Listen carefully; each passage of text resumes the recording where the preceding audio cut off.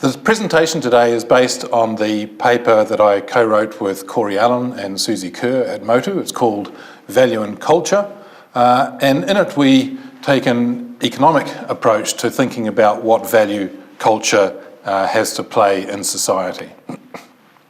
In the talk I'm going to cover a few topics. Just very briefly, I'll start off by talking about what I mean by culture in this respect. Then I'll talk very briefly again about why we might want to value culture. And then broaden the presentation to talk about culture in the economy. And the main point in that part of the presentation, which is the main part of the paper, is that the idea that economists have a value is much broader than just thinking about dollars. So we're not just worried about ticket prices and those sorts of things. So just in terms of culture, when we're talking about culture, we can think of two broad definitions. One is the anthropological definition, the attitudes and beliefs, the values, the shared identities of people in a society. And then relating to that, their practices and their rituals and their customs that you see practiced.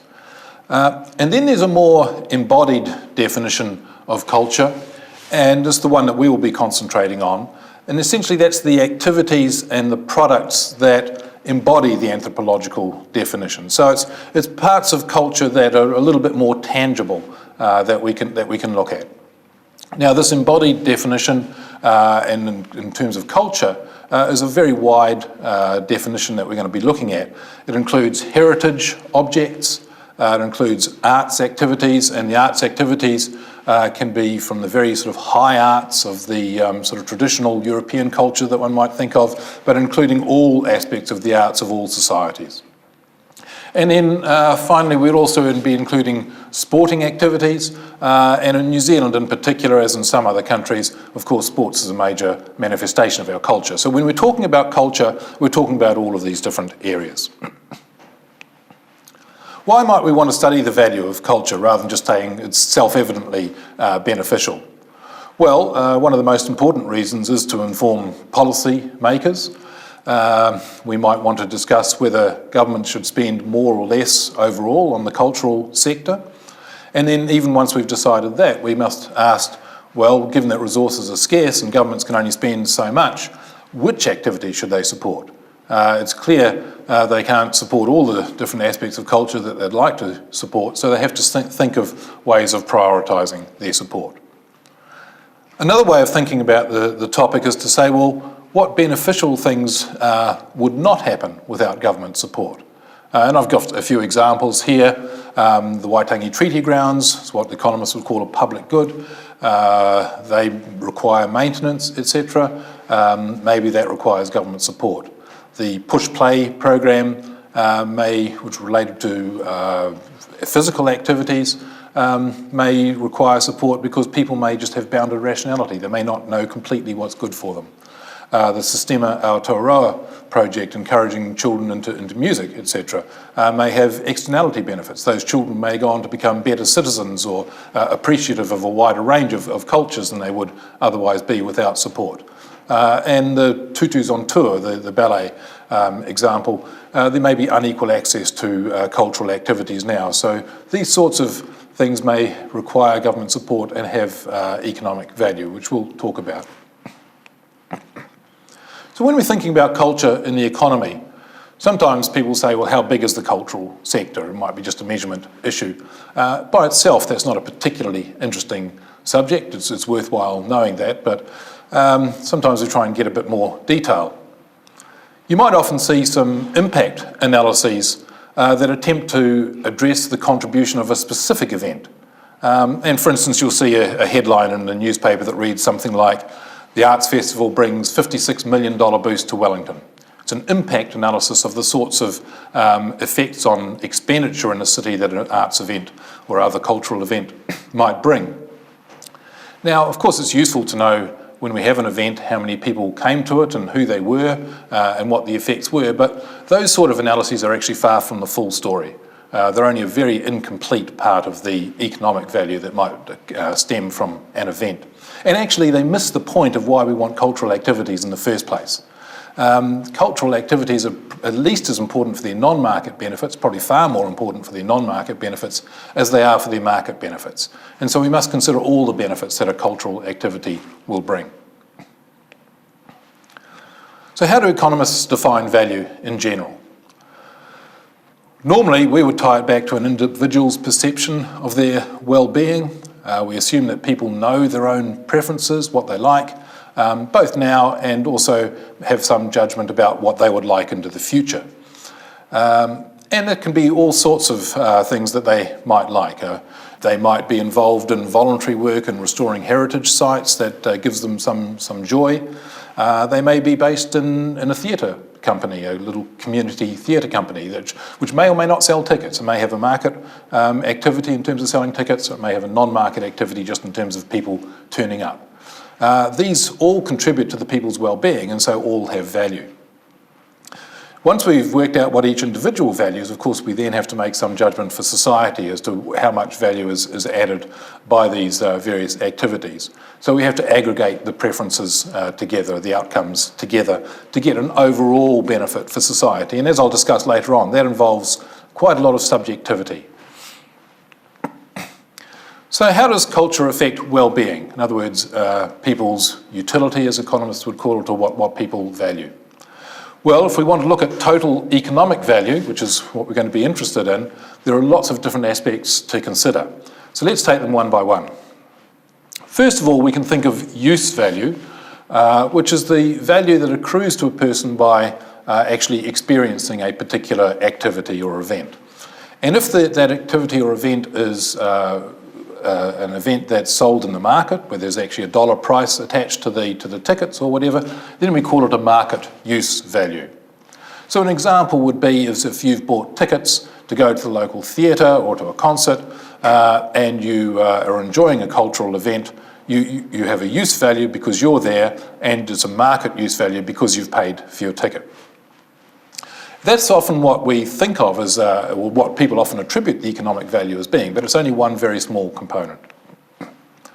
We can move on to non-market use value, and in relation to non-market and market use values, there are both direct and indirect effects. So let's take an example of just playing a game of cricket at the beach with your friends. This is a non-market activity, it's a sporting activity, and it's non-market, you're not getting paid for it, no one's paying to watch, it's not quite the IPL in terms of dollars, but it's the same thing, it's still playing cricket, and it still has value. And in this case, the value might come directly. Obviously you're enjoying it while you're playing. This is not Shane Bond bowling, by the way, so this guy's quite safe. So it has value directly, but also it has value indirectly. Later on, you're relaxed. In subsequent times, you remember back to the time when you were playing cricket out in the sun. And there are indirect benefits for your physical health, possibly your mental health as well. So there are indirect as well as direct values of this non-market activity. Now let's move to another category, the non-monetary return to producers. Many people in the arts sector perform, many people in the heritage sector volunteer, many people in the sporting sector obviously play for no money, or for very little money. Each of these people could be earning more in another job than what they're actually earning while they're doing these activities. So here I have two jazz musicians having a great time. You can see they're smiling, they're really enjoying what they're doing. Because they're jazz musicians, they're paid next to nothing, and yet outside of this activity, they could be earning a lot of money. They're both professional people. They could both be earning money. So the difference between what they're earning here as jazz musicians and what they could be earning for the same hours outside is actually accruing to them as value. They have chosen to reduce their dollar earnings to do these activities because it contributes to their well-being, as well as obviously contributing to the well-being of people watching them. So that's an added form of value. Let's move to these activities here: option value option value and bequest value. And bequest value is part of a non-use value, and I'll discuss that in a minute. So what we have here is an example where you may be living in the South Island, but you know that maybe one day you may want to visit the Waitangi Treaty Grounds. You don't know if you are going to or not. You don't know if you'll ever get to Northland or not, and whether, if you get there, you'll go and visit them. But you want the option of being able to do so. Now, the issue here is that if you don't pay, or somebody isn't paying money now to keep them up, then they won't exist if you decide to use them in the future. So there's your potential use value in the future. That's where the option value comes in. You want an option to use them in the future. But also, it may not be for your own use, and this is where the non-use value comes in. It may be for the use of your mokopuna, for your grandchildren, or for others in society that you think are important. And it may be well into the future. You might think that 4 generations' time, people should have the ability to go and visit the Waitangi Treaty Grounds, but if they're not upkept now, then they won't exist for those future people. And so that's a bequest value. It's a non-use value directly because you're not getting any use value from it. You just think that future people should have that right to be able to go and visit them. Now, there's a related value, which is perhaps a little bit more controversial as to whether it applies to the cultural sector or not, and that's existence value. And one example which I'll give you here is that, for instance, you may not like bagpipe music, I may not like bagpipe music, but you may think that it says something about a particular sort of form of human creativity or diversity or creative freedom, the fact that it exists. So maybe it's just good that it exists. I'm not too sure about the bagpipe music myself, but another example that's perhaps closer to home is think of the document that forms the written Treaty of Waitangi, and think about one of those documents. It may be that it's in very poor condition, it should never see the light of day, no one should ever have access to it because it would just promote its natural destruction. On the other hand, we may value its existence in a closed, dark vault that no one ever sees just because it should exist. And that would be like an existence value for a heritage object, even though none of us actually ever get to access it. So that may be another example. Now, finally, I want to talk about what some people call instrumental values, that economists would call externalities or spillovers. And these are benefits that accrue to other people by virtue of a cultural activity being undertaken. So one example, very important example from an economist's point of view, is at an urban level or a regional level, is that we know that culturally vibrant cities attract smart people. They attract people with high human capital, knowledge workers, these sorts of things. So we see that internationally, knowledge workers are attracted to culturally rich cities. And so are the artists, obviously. An artist was attracted to these places not only because they're culturally rich, but also because they may be more likely to receive support in these sorts of cities. And you can just think of whether if you're a person whose skills allow you to locate in different cities around New Zealand or around the world, where are you going to locate? Are you going to locate in somewhere that's dreadfully dull or somewhere that's really interesting? And I think most of these workers are going to want to locate in a place that's culturally really interesting. So as a city planner or a city policymaker, one of the ways that you can enhance your city in an economic sense is to make sure that it's rich culturally. And that will help to raise incomes. It'll certainly increase the number of higher income people that wish to come to this place, but it also may raise the incomes of people there already because more firms have come into the city. They're offering more jobs, and people flow in as a result of that. Now, also, just as important in my view, is that it may be important in terms of retaining people. If you've got a city of a few 100,000 now, and it's a reasonably dull city compared with others, those people may just leave. They may go to a more interesting city. Cities are in competition in these sorts of things. And so it's very important to have a culturally rich city just to keep the people that are there now, as well as to attract new ones. And in my view, these are far, far more important in gauging the value of cultural activities than are any of the studies that deal with tourism, tourists coming into the city for 3 or 4 or 5 days for an event. They're almost trivial when you compare that with the people who come to the city for 365 days, which is what residents do, right? They're there for 365 days as opposed to 5 days. So this is far more important. Another form of instrumental value or externality is just the way that we can, if a large range of cultures are celebrated in a society, it helps to foster cross-cultural understanding across groups. And economists and sociologists call this bridging social capital. People can bridge across different groups by increasing their understanding of the different cultures. Conversely, if support is narrowly based, let's say there was only support for the high arts or whatever, then we could see a culture of exclusion, that only some people are benefiting from support and other people are not, and that can weaken social ties between groups, cause groups to increase their social ties within themselves, and what that's called bonding social capital, but it may weaken the fabric of society more generally.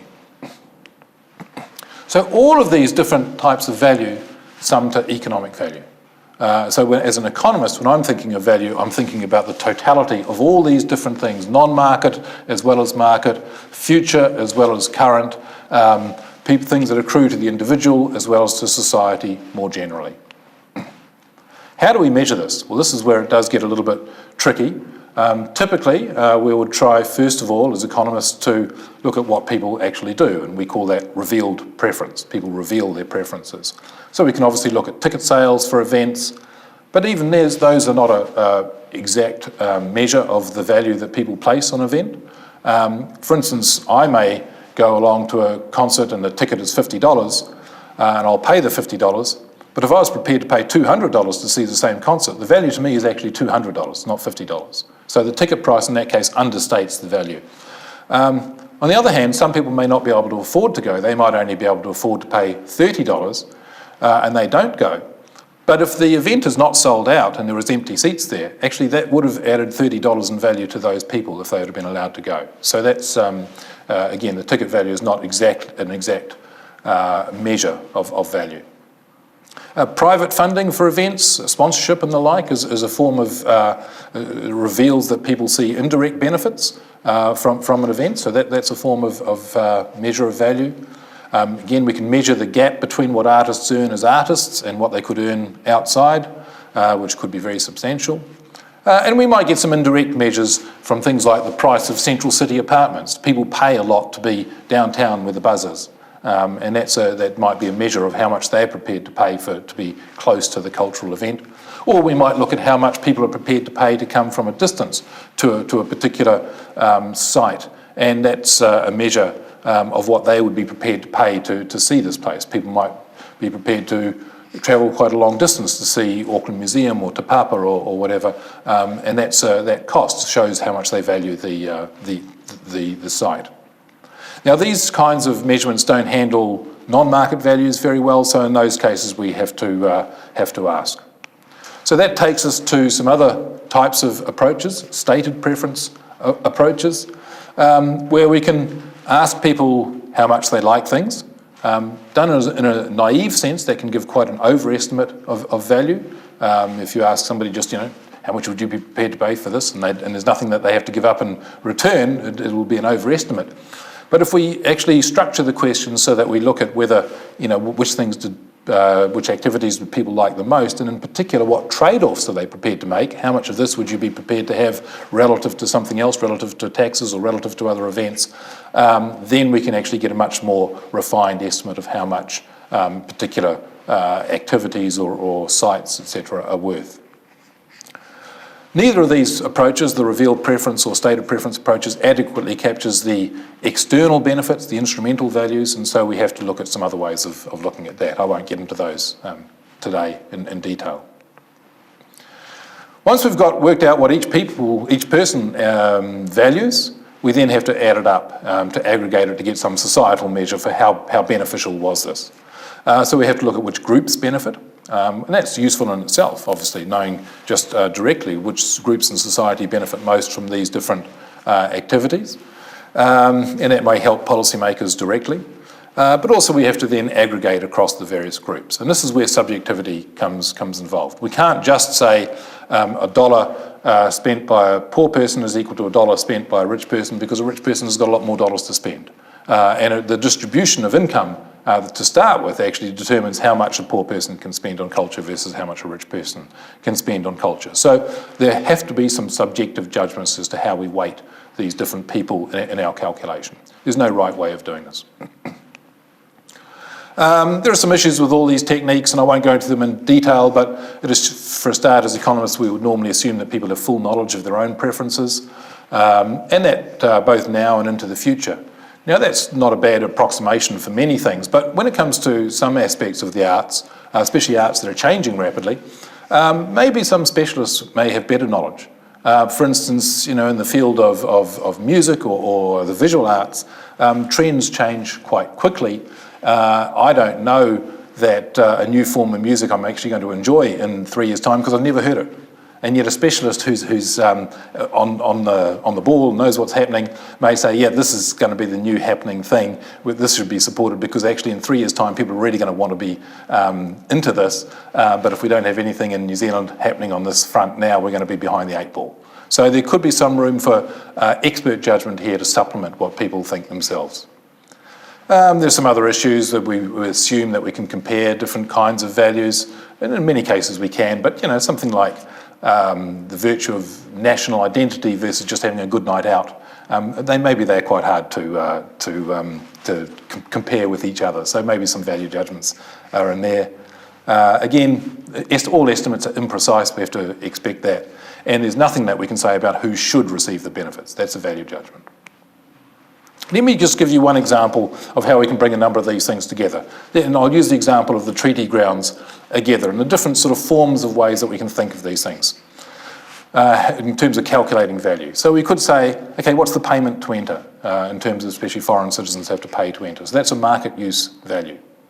On the other hand, citizens have free entry, so that's a use value. People are still using those grounds, but it's non-market. They can get in without paying.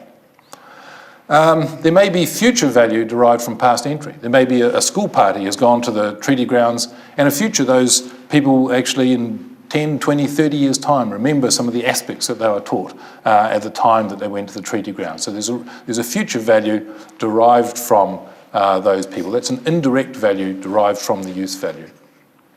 There'll be volunteers who are there, who are working, helping to maintain the treaty grounds. Their value of time should be included. And then there's the value, which I discussed before, the option value and the bequest value placed on the potential future visits to the treaty grounds, both by yourself and of future generations. There may even be a stated value even without visitors. A bit like the treaty itself, the document, it may be that people just say, this place, this site, should be respected no matter what, even if no one were to visit. That's like an existence value. There are instrumental values, the benefit that people have by seeing different cultures and the history of different cultures may allow people to gain a greater understanding of different cultures that they wouldn't have if they had never visited there in the past. That doesn't necessarily just accrue to the person, but it's a wider societal benefit. There may also be a benefit of attracting people just to live in the Bay of Islands or Northland more generally as well, that it's close to the treaty grounds. So these are all aspects of culture that we have to, all different forms of value for this part of culture that we have to add up to come to a decision on how much it's worth. And then we have to decide on the weights, on how we weight the value that accrues to different people. Okay. So some final conclusions. The approach that I've talked about today, the economic approach to valuing culture, is a very broad approach. It includes a large number of different things: market, non-market, future, present, personal, societal, etc. And understanding these values, the totality of these values, plus understanding how they're distributed across people, can certainly help decision makers prioritise which areas of culture need to be supported. We must acknowledge that measurement can never be precise, so there's always going to be judgment in here, And it's not a complete approach. As I said, we may need the judgment of some experts as well in terms of supplementing people's own knowledge of their own preferences and the values that we might derive from culture. But nothing should take away from the fact that these different areas of culture have very diverse benefits. Each of these benefits is worthwhile, and they accrue to a very diverse set of individuals. It's that diversity that I really want to stress today in terms of thinking about the value of culture. There's a diverse range of benefits, and we should make sure that we acknowledge them all.